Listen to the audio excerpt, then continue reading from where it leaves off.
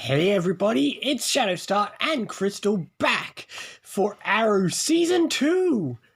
And now it's the first episode, City of Heroes. I've said it before and I'll say it again, I already love Season 2. Last season ended on so much, and this episode just delivers it so well on picking up where last episode left off. And that's what makes a next season so good. When it picks up so well. They try to show the aftermath of things like Tommy, but I don't know, because they say it's been months, it doesn't always seem right that we're still seeing the aftermath. I think that works better. It would be a bit jarring if it was like just a day later, whereas here it's months later. And if you think about it, for most of it, you could just claim you're seeing it through Oliver's eyes.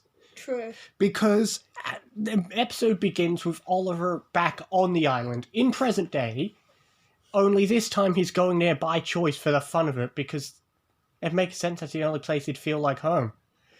The island was his prison, and if that's the case, then he was institutionalized. What? I can't quote my favorite movie? Not if I don't know the quote. Well, that's your own problem for not liking. But it starts... But yes, the episode does start with Oliver on the island, and we do get a scene of Felicity and Diggle going there. And it does remind us there are still landmines in present day. Yeah. Something that'll come back several more times. Yeah, they never bother to clean those up. I mean, how can you? You get close to them, they explode. I mean, no, that's a real fact, though. Do you know how many landmines... There are areas in Europe that are just quarantined because there are landmines to anywhere in them. Cool. You should really learn more about landmines in World War II and 1. But yeah, landmines don't go away. And speaking of things that don't go away, we get some foreshadowing as well. When they land on the island, just like last time when we saw the island, we got some foreshadowing by seeing a yellow and black mask. This time it's an orange and black mask. Oh, yeah. And I wouldn't say more, but just try to remember the color coding that you've been seeing with those masks. Yeah. Yeah. But, well, since we're on the island, let's just move on to the flashbacks, because if it wasn't clear from the second last episode, Oliver and Shadow were still together. Yeah. But now they've started to set up a bit of a love triangle. Yeah, it's not completely clear, though. At one point, Slade does say you're not the only one who cares about her or something like that. He also has a line where he's like, there's nothing more attractive than a woman who can hunt, and you can see it when he looks at her. But they do start setting up a bit of a love triangle going on with those three. Yeah. But yeah, honestly, I love this season's flashbacks. It starts off small, there wasn't too much to talk about. It was mostly just, okay, let's set up a little bit to show you, okay, this is what they've been up to since we last saw them. Yeah, I liked the ending to the flashbacks in this episode where they look out and see boats and there's this menacing music. Well, they don't see the boats, but we do. Yeah, and the music works great. My only complaint is that I thought that moment could have worked as a great ending to the episode. Well, but it wasn't. The actual ending also had a good moment, but we'll save that for later. But honestly, like I said, this is a season that really just feels like a well-done sequel. It just picks off and shows, okay, here's all your characters you love and miss. Here's what they've been up to. Because, where do we go on to next? I suppose we'll move on to Thea and Roy. Because they also tend to have their own plots as always. Except now, Thea's in charge of the club. Thea's in charge of the club, and Roy actually took a job at the club. Remember, he didn't have the job at the club now before. Yeah. But yeah, Roy started his own little plot of trying to be a hero, which that's pretty much his story for the season. Yeah, especially in the absence of the vigilante, he tried to, I don't know, he just feels the need to help everyone he can. That's the big thing in this story is, with Oliver gone, therefore the vigilante is gone, and most people are missing him. Whereas, it really just shows that a lot of people have started viewing him as a hero, both Roy and even Quentin. Because like we said last episode, Felicity has kind of helped put him on good terms with the vigilante, especially at that last scene. Because, especially going forward, because as we're going to get into with the plot for this season, Oliver wants to avoid killing as much as possible now. It was kind of leading into that last season, but now he's trying to... we had a nice moment of that, because you'd think he would get angry and kill today's villains because they were going to hurt his sister, but even then, he didn't. Exactly, but, well, the thing is, he only does what's necessary. He was able to stop them without killing, so once Thea was safe, there was no need to kill them. Because that's the point. Killing is a last resort, not a first resort for revenge. Yeah, definitely. But, yeah, there's a lot... That's the thing. There's a lot that picks up from last time, and there's just a lot of foreshadowing. We had the mention of Star Labs. I was about to get into that. We get the mention of Star Labs. Something that... And because of that, it's just a small off-to-the-side thing on the news that on your first ever viewing...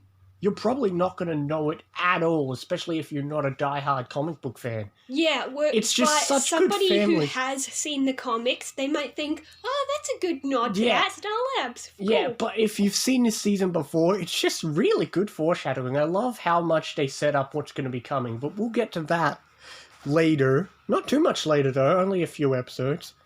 I can't wait till we get to Flash. Oh, we'll get to that. I said we'll get to that later.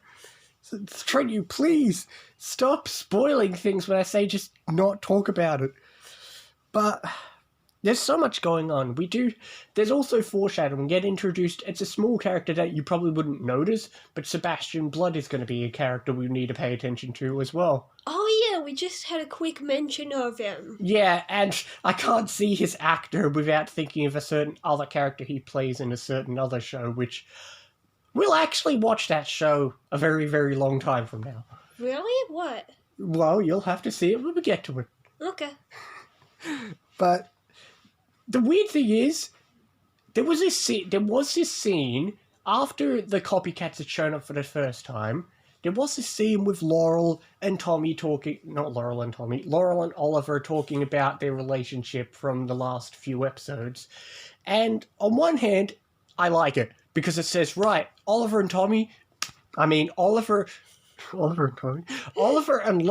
not going to be together. Thank goodness. I know some people are like, oh, but Oliver and Laurel are supposed to be together. But they're crap. Forget it. And thank God the show has given up on it. But they couldn't leave us without one itty-bitty tiny bit, which is like, I betrayed Tommy. Where? I suppose we just had... It wouldn't be picking up from last season without one tiny last little remainder of drama. Don't worry. The Tommy drama's gone. He's dead. Yes, finally. Laurel drama will only get worse as this season progresses when we're introduced to another character. But Laurel's alright for now. Yeah. Let's just enjoy the fact that she's not annoying for now. But speaking of other we'll get to them! That moment at the end... Before we get to that... I think we've covered everything, but I just love seeing things updated. The base is updated now. Thank God. It no longer looks like a grey old crap hole with no lights. Yeah, Felicity improved it. There's lights, there's casing. Oh, I just love it. Thank God. There's borders of lights around the computer screens. Wouldn't that get really annoying to look at? Yeah. Oh, well. But... Before we get on to the ending, actually, no.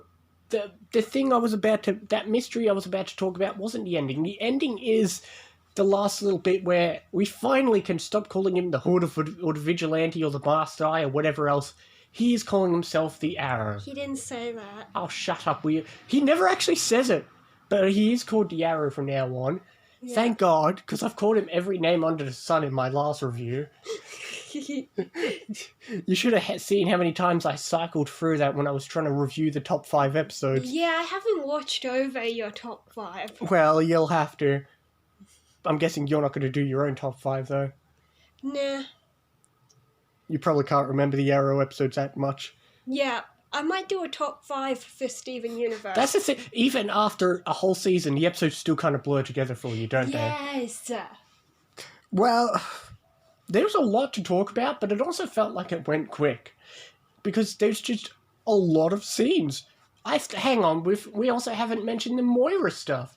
Moira's, now we've got, like I said, I love this season's plot with Moira, especially the first half where she's now in prison awaiting trial. Well, in jail awaiting trial, I should say. Yeah, and now her relationship with Thea is kind of strained. Yeah, but you can kind of... I really like that they play that. At first it seems like Thea's just being her usual bitchy self, but it's a realistic thing. Because, you know, most of the world does blame Moira, and so why shouldn't Thea? But then we have... Especially because think about it. Moira hasn't really had a chance until the court scene to really explain her side of the story. The only thing people have seen is that press conference, and there's nothing in that press conference that says she isn't completely 100% guilty. So I don't blame the others or even Thea for being mad at her. Yeah, and we even had that moment with the copycats where Thea actually defends Moira. Yeah, I think that's probably when Thea realized how serious it is and she shouldn't always be mad. Yeah. But honestly, I love this episode. The copycats weren't a great villain, but at the same time, they were also a good first villain for the season. Yeah. It was a good way to have a villain that picks up where the last season left off. I'm thinking of, I can't remember everything, but I'm trying to think of the other season openers of Arrow, and except for maybe one or two, most of them don't really pick up well from where the last season left off. Yeah, but this is a great way to start a season. It leaves us with some mystery because we have that character who... I'm trying really hard not to say her name because she is amazing and I love her. And one thing about that, I know we don't often talk about this, but I do want to give mention to a deleted scene that would have actually had foreshadowing of that character. Oh, yeah, we watched a deleted scene and Quentin actually mentioned that there's some blonde person going around in the glades. Yeah, I do wish... That's one of those times where I watch a deleted scene, I'm like, okay, I do wish that scene had been in the show. I'm sure there could have been something they could have trimmed down to make room. We haven't even talked about the stuff with Oliver's company. There's so much to talk about. That's the thing. Each plot only gets 30 seconds. It goes by so fast. Yeah, there is a lot. But we're introduced to so... But it's just okay, we need to just get you... It's a season opener. It's both... Here's the thing. It's both a sequel to last season, and it's got to set up the rest of the season. We're introduced to Sebastian Bard, and now we're also introduced to Isabella Rochev, and the fact that the Queen's Consolidated Company is in danger. So, that'll be an interesting plot going forward. I know sometimes I enjoy it and sometimes I don't, but we'll get to that plot later. Yeah, but, I usually don't care for the Queen Consolidated stuff. Well, we'll see when we get through it. I remember there were some good bits and some don't. I mean, I did like the bit of Walter coming back, because you could completely understand if the character had just stopped appearing after last season. Yeah, because he left Moira. Exactly. After the divorce, he didn't appear in the last 2 episodes. Yeah, but I love that, because it shows that even when a step-parent divorces the parent, the kids aren't out of the life. He still considered them like his kid. Especially Oliver, because he's only really known Oliver properly for a year. Yeah, true. Because Oliver was on the island before then. But yeah, like I said, there was a lot to talk about, and it feels like we keep missing bits because the scenes go by so fast. And it just feels like, okay, here's a scene, here's a thing, just keep it in mind, this is a plot thread, will continue. Roy's a plot thread. Yeah, one little detail I noticed was before the blonde one showed up, when Roy was fighting the guys, right as he started fighting them, his red hood happened to fling over his head. Yeah, well, that's the thing. They like putting Roy in a red hood even before anything happens. It's just another colour-coded foreshadowing. Actually, I want to speak about that. This is going back to an earlier episode, but remember the episode where he's on a train and he was threatened? There was, at the very end, remember he picks up the arrow. It's a very small detail, but way back in that episode where he looks at the arrow in the club, all the lights in the club go red for a few seconds. Oh! I love the foreshadowing. Yes! It's small little foreshadowing, but, comic book fans will know, or at least expect something to happen with Roy. But if you don't know, it's just meaningless colors and you don't even think about it. That is how foreshadowing should be done. Something where it's just kind of a clever thing where if you haven't seen it before and you don't know everything, you often will just go over your head. I think that's what happened a lot for the foreshadowing with me when I first watched the show, but man, I love the Roy plot going forward. There's more stuff, but we'll get to some of the Roy stuff. And yes, we are introduced to a mysterious person who saves people who's blonde, and that's all we'll say about them. Don't worry, we won't have to wait long. So don't worry, you can stop biting your tongue in a few episodes, I promise. Speaking of blondes, Felicity is still amazing. Like those moments at the start with the jumping out of the plane and stuff like that. And also one of my favorite lines, because it's small but I love it, when she mentioned Oliver's grades and she said, if it's on the internet I can find it, because now I can just imagine one day Felicity must have been like, I wonder what grades Oliver got in school. I'm going to check that out. And she just goes looking for it. It's just a random line, but yeah, Felicity. But yeah, it conjures up a funny picture. For at least this season, Felicity is still good. We'll complain about Felicity next season, but for this season, I won't. Well, we'll see. She's not awful, but we'll get to that a long time from now. Don't worry. This season, Felicity is still good. And, we have had some casting updates. Oliver, obviously, yes, Tommy is gone. And Felicity is now officially updated to a regular, because she wasn't a regular last time. And also, speaking of people who are updated, this might give foreshadowing, but Manu Bennett, who plays Slade, has been upgraded to a regular as well. Oh, yeah, I know what that means. But so there has been some interesting casting changes going forward. But with that being said, I really think we've gone on for quite a while. We have gone on a lot. We're rambling. We've covered everything. Honestly, this episode was so good. I could go as high as 7. Only 7? I'm giving it an 8.5. Yeah, I'm going 8. It was a great way to start a season. It did its job. It does its job of both being a sequel to last season and setting up all the plot threads. It often feels like it goes by so fast because there's so many little things, but everything is just conclusion or setup or carrying on, and I love it. And you don't care about the villain of the week. It doesn't feel like they're bad or good. They're great. They're great follow-up from last season, but they also don't drag on because we've got 40 billion other plots we have to mention. But with that being said, I love Season 2. Did you love Season 2? We're just starting. Like, comment, subscribe, and we'll see you next time. What is the next episode called?